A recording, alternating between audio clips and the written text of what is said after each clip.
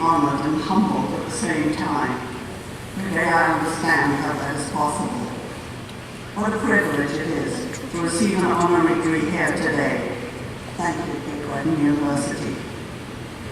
Thank you also for recognizing the amazing contribution volunteers make to our community. And I share this recognition with my fellow board members, past and present. Today's exceptional Celtic Care Service clearly demonstrates that which can be achieved when the community and professional services work together. Thank you also to my husband Peter, of 55 years, my children, children-in-law, and the dirty best of my grandchildren, for your constant love and encouragement. Congratulations to Bruce Guthrow. Your music is inspiring and gives joy and comfort to millions. But today is your day, Cape Breton graduates of 2019. Congratulations, very well done. A day to cherish and remember with pride and celebrate with family and friends. Many of you are from this rugged, beautiful island, but many of you come from away. We all know Cape Breton has been a haven and refuge for thousands of people for over 400 years. The early settlers who came to fish and farm were able to survive with the generous help of the Mi'kmaq people. And then thousands came to work in the coal mines and steel plants. Today at Cape Breton University, there are 5,000 students. 2,500 are from international students from over 41 countries. What a wonderful opportunity to learn not only our academic studies, but also an understanding of one another's cultures, creeds, and ways of life in a secure, unbiased, peaceful environment. Indeed, Cape Breton now has its own United Nations. So please, when you leave here, or better still, remain here, take the message of tolerance, understanding, and harmony, and help soothe our troubled world. In my nearly 4 years on this earth, there have been some horrific events, but also so many inspiring and amazing achievements and developments. I remember when Tenzing Norgay and Edward Hillary climbed Mount Everest for the first time. I remember when Buzz Aldrin and Neil Armstrong landed on the moon. Roger Bannister ran the first 4-minute mile, and Dr. Christian Barnard performed the first heart transplant. The advances in science, technology, and medicine are truly extraordinary. So I cannot begin to imagine the advances and changes that will take place in your lifetimes. However, it will always be when we work together that we can achieve great things. So wherever you live, near or far, volunteer. Share your time and talents, whether it's with healthcare, athletics, the arts, the environment, and create and support caring, compassionate communities. In the words of the beautiful 23rd Psalm, may goodness and kindness follow you all the days of your lives.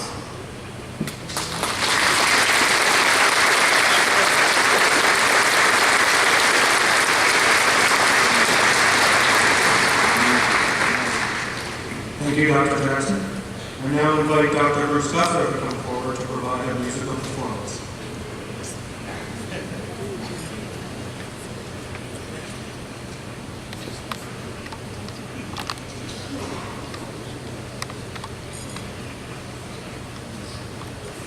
That was wrong.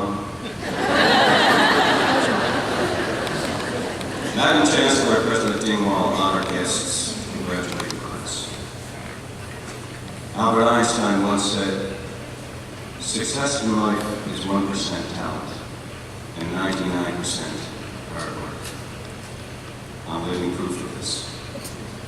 I've worked hard my whole life, but I was extremely fortunate to learn early in life the true secret of happiness is choosing to work hard at something you don't feel you need a vacation from.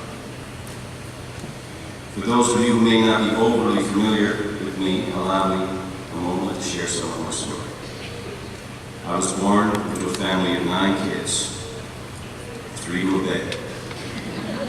Our small home had a detached bathroom with a red heat lamp for warmth through the winter, a coal stove in the kitchen, a car shack in the backyard, 1 bicycle for the whole family to learn on, regardless of size or age. No 2 teacups in the cupboard that matched, no handles on half of them, and if you took one down to pour a cup of tea, you made damn sure the old man's false teeth wasn't floating around. And I wouldn't trade any of it for anything. Ambrose and Yvette Guthrow, my late father, and very much alive mother, to this day remain my biggest heroes.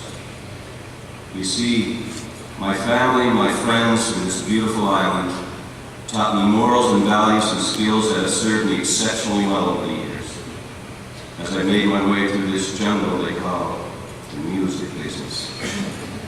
The music business is a beautiful and fascinating place to explore, discover, and create, but it can also be an incredibly challenging place. It is here in Cape Breton where I was taught how to identify the difference between music and business. To fight my corner for what I felt was right, to trust my gut for what I felt was wrong.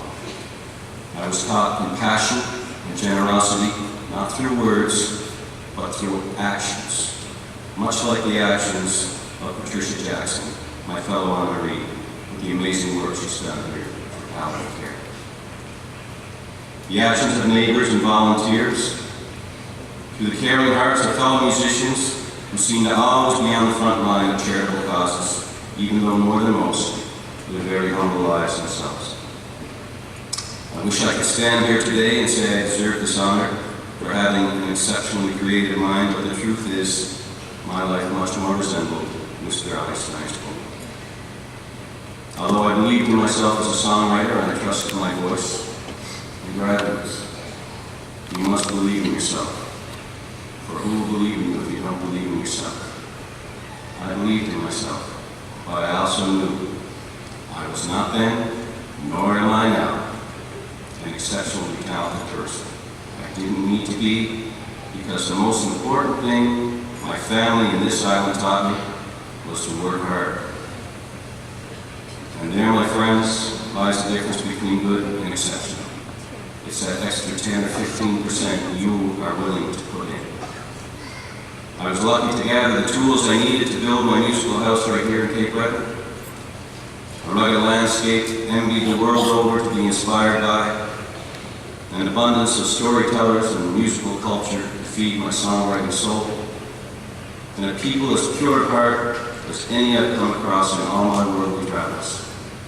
And I have tried. I've been blessed to see and do things musically that when I think back on, while writing the speech, surprised even me. I performed the Albert Hall, Buckingham, Scone Palaces, Edinburgh and Stirling Castles, Times Square, some of the biggest arenas across Europe. I toured back and forth across this beautiful country of ours countless times. I've been lucky enough to share stages with a list of musical stars too large to name here. And I was told recently not to name drop anyway. Elton John told me that.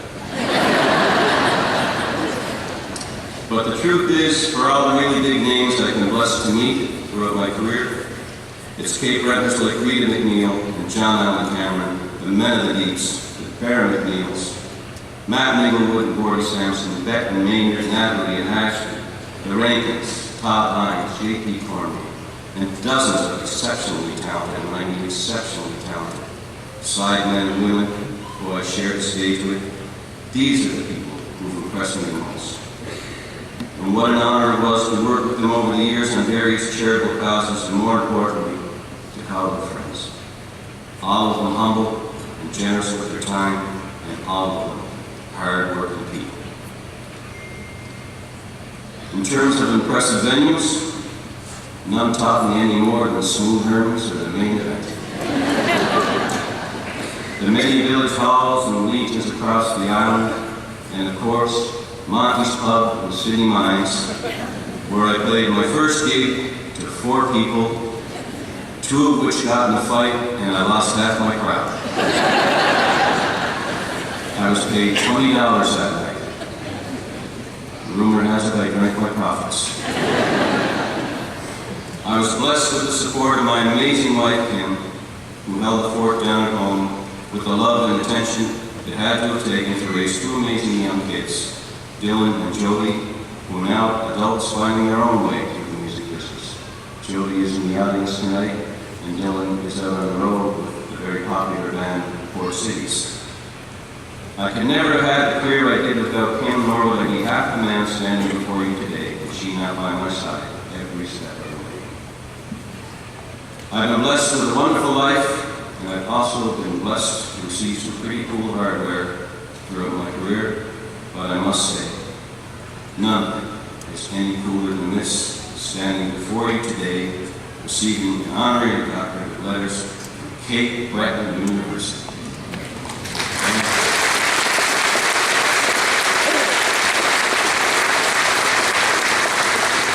So it's with a grateful heart I proudly accept this wonderful honor. Thank you to all involved here at CBU. Thank you, Cape Breton. And I'll leave you with a quick parting song. Well, all there I spent, I have spent it in good company, and of all there I done, alas, it was to none but me. For I've done for want of wit a memory now I can. So fill to me a parting glass, good luck and joy. Well, of all the comrades there I've had, I'm sorry for their going away.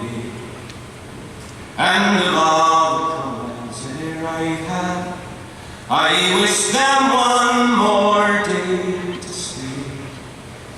And if it should fall unto my lot that I should rise and you should not, then I'll gently rise and I'll softly call, good luck and joy be with you all.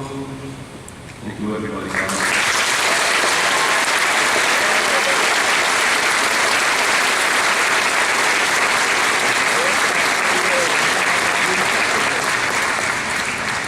Thank you, Dr. Guthrie. We will now present to convocation the candidates for the degrees, diplomas, and certificates that are due to confer. At this time, I ask the graduating class to stand at their seats, and I ask Chancellor Boucher to come forward to confer the credentials of Cape Breton University's graduating class in the spring of 2019.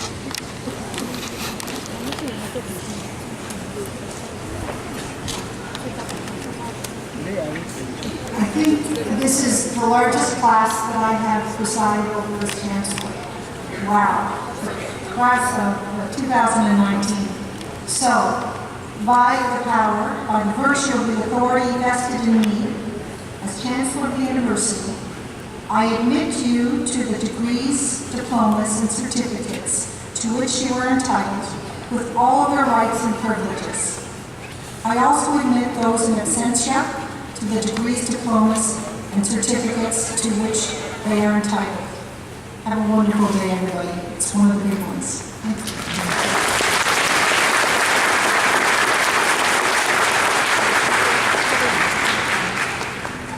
Please be seated.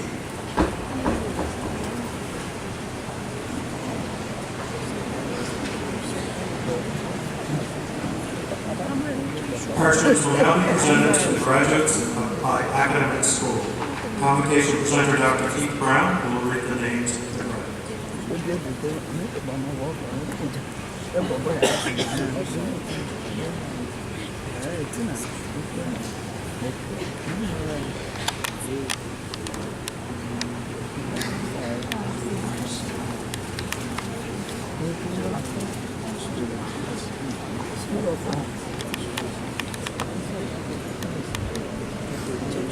Madam Vice Chancellor and President Dingwall, it is my honor to present the School of Arts and Social Science graduates.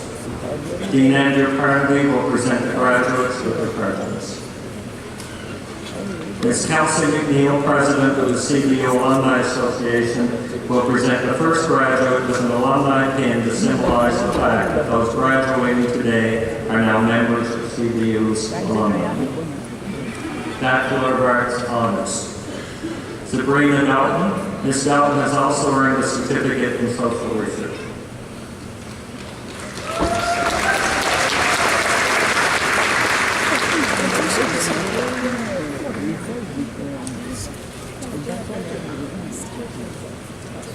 Daniel Paul Farrell.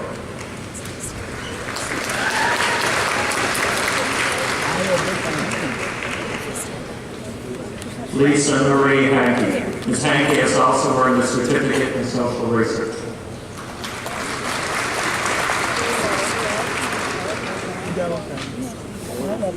Next.